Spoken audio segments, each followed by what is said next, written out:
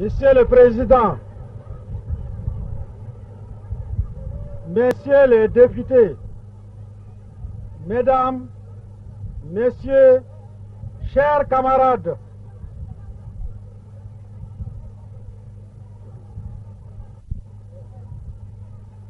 la visite officielle de cette délégation ivoirienne, à la tête de laquelle se trouve notre ami Yassé Philippe, président de l'Assemblée nationale de la Côte d'Ivoire, revêt pour tous les nationaux maliens une importance particulière.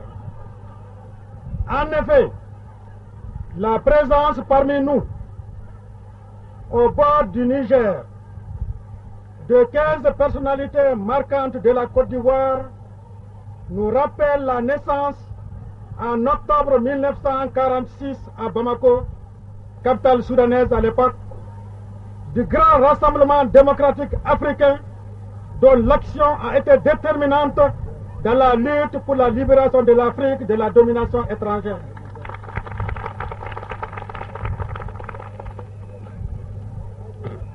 Votre présence, Monsieur le Président, réveille en nous des souvenirs qui nous font tressaillir à la fois de tristesse et de joie. De tristesse, car nous nous souvenons du dernier passage en votre compagnie du regretté Mamadou Konaté à la tête d'une délégation du Grand Conseil. De tristesse, car nous nous rappelons la lutte opiniâtre, mais aussi héroïque des années 1946 à 1951, durant lesquelles les meilleurs fils d'Afrique, de Dakar à Brazzaville, ont donné le meilleur d'eux-mêmes pour la reconquête de notre dignité et la libération du sol national d'un conquérant obstiné et farouche.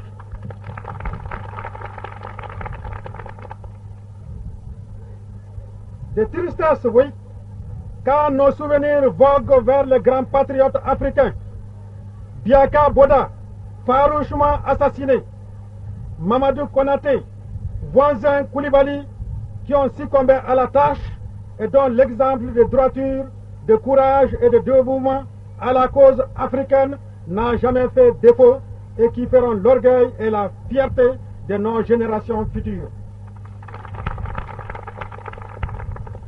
D'autre part, notre joie est immense et notre satisfaction grande devant l'aboutissement de nos rêves.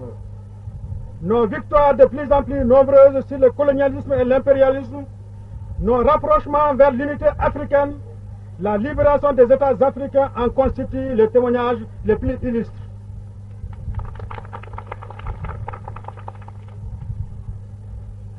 Camarades, après le passage au Mali du président Sékou Touré de la Guinée, du président Maurice Yamégo de la Haute-Volta, de la délégation conduite par le président Apeti du Dahomey, de celle de la République du Niger arrivée aujourd'hui à Bamako, la visite de cette importante délégation ivoirienne qui sera suivie de celle du président Houphouët-Boigny revêt pour nous une signification toute particulière.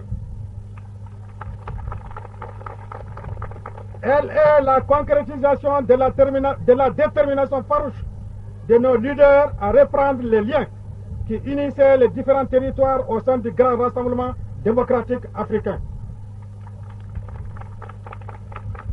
Ce n'est pas un fait du hasard que toutes les anciennes sections du Rassemblement démocratique africain ont conservé le sigle RDA. Si, à un moment de notre histoire, les colonialistes et les impérialistes ont pu nous séparer, la reprise de conscience de nos populations et le ressaisissement de tous les responsables à tous les échelons font qu'un rapprochement inévitable est en train de s'opérer entre les diverses sections territoriales du RDA. Et nous espérons que dans un avenir très proche, ce même grand rassemblement démocratique africain, dynamique et révolutionnaire, servira de levain à nos populations et à nos responsables pour la conquête de notre indépendance économique, corollaire indispensable à notre indépendance politique. Pour terminer, chers camarades, au nom de la sous-section de l'Union soudanaise RDA, au nom de la population de Mopti et en mon nom personnel, je vous adresse, Monsieur le Président, ainsi qu'à tous les membres de votre honorable délégation, mes salutations les plus fraternelles et mes souhaits de bienvenue et d'excellent séjour parmi nous. Vive la République de la Côte d'Ivoire, vive la République du Mali, vive le Rassemblement démocratique africain, vive les États-Unis d'Afrique.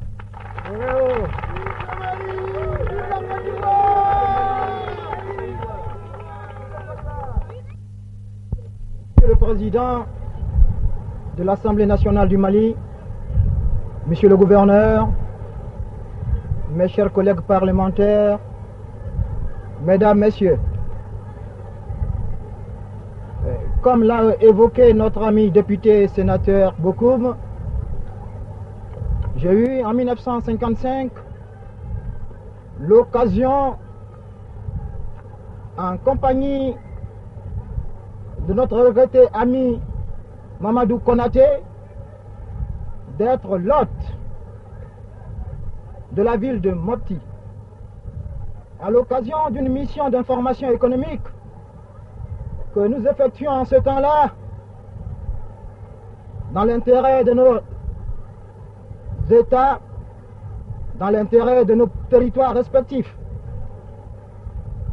Aujourd'hui, il me choisit l'honneur et l'avantage d'être au nom de la Côte d'Ivoire, l'hôte du Mali, et d'avoir surtout le plaisir de revenir à Mopti, où je compte des amis.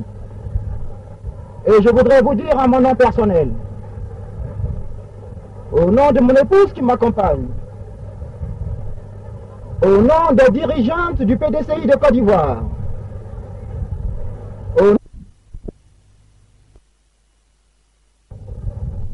je voudrais vous dire combien nous sommes sensibles à ce rassemblement familial, à ce rassemblement justement qui rappelle le fondement du Rassemblement démocratique africain. Et je voudrais vous dire que c'est du fond du cœur que je vous en remercie, et vous en remercie très sincèrement. En quittant la Côte d'Ivoire, certains journalistes, certaines personnes se sont un peu inquiétés du but de mon voyage. Et je leur ai dit de façon précise que je faisais un voyage politique dans le cadre du Rassemblement démocratique africain.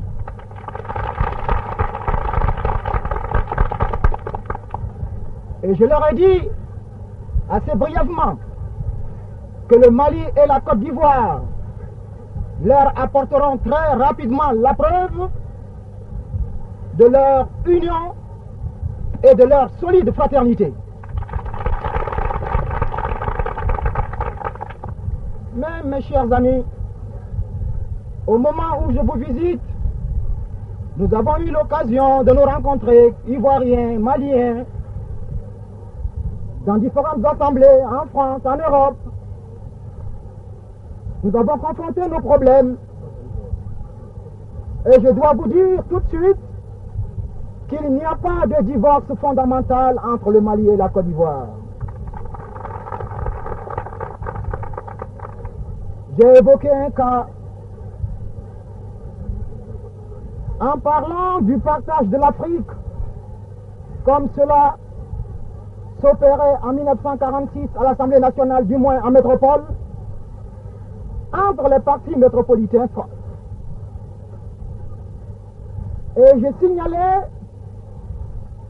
qu'on était arrivé à diviser nos parlementaires africains au point d'avoir, dans l'ex-Afrique occidentale française, des territoires dits socialistes, des territoires dits MRP, des territoires dits radicaux. Et c'est devant ce problème cuisant, c'est devant ce problème posé au devenir de l'Afrique que quelques grandes figures. Et je vais citer notre regretté ami Mamadou Konaté. Je vais citer le président Houphouët-Boigny. Je cite quelques jeunes figures que vous connaissez encore très brillantes, qui sont celles du président Modibo Keïta, celles du président Sékou Touré, Amani Diori. Et ces personnes se sont préoccupées de se retrouver, comme l'a dit l'ami Brahima Bokoum, en octobre 1946, à Bamako pour jeter les bases du Rassemblement démocratique. Et pourquoi nos aînés, ceux-là que je viens de citer, se sont-ils préoccupés de créer en Afrique un rassemblement démocratique? C'est parce qu'ils ne voulaient pas que les partis métropolitains français se partagent l'Afrique. C'est parce qu'ils ne voulaient pas que l'Afrique soit d'obédience socialiste, d'obédience communiste, d'obédience MRP. C'est parce qu'ils voulaient que l'Afrique, avant tout, reste africaine. Et ces jours-ci, tout à l'heure, je disais que nous avons eu l'occasion de nous rencontrer depuis l'indépendance. Et ces jours-ci, j'ai eu encore l'occasion de rencontrer les amis du Mali. Et je dois saluer ici notre ami le président Mahaman, qui, à la tribune de l'Europe, a eu le courage d'apporter la voix du Mali. C'est ce que j'appelle un homme politique, qui a le courage d'exposer à une tribune internationale les idées d'un pays. Et alors, au regard des problèmes qui se posaient, en considérant le dénouement des travaux à l'Assemblée européenne, j'ai eu à mon tour à faire remarquer à mon collègue qu'il ne faudrait pas qu'une fois de plus nous assistions indifférents au partage de l'Afrique. Il n'y aura pas d'Afrique socialiste, il n'y aura pas d'Afrique communiste, il n'y aura pas d'Afrique MRP.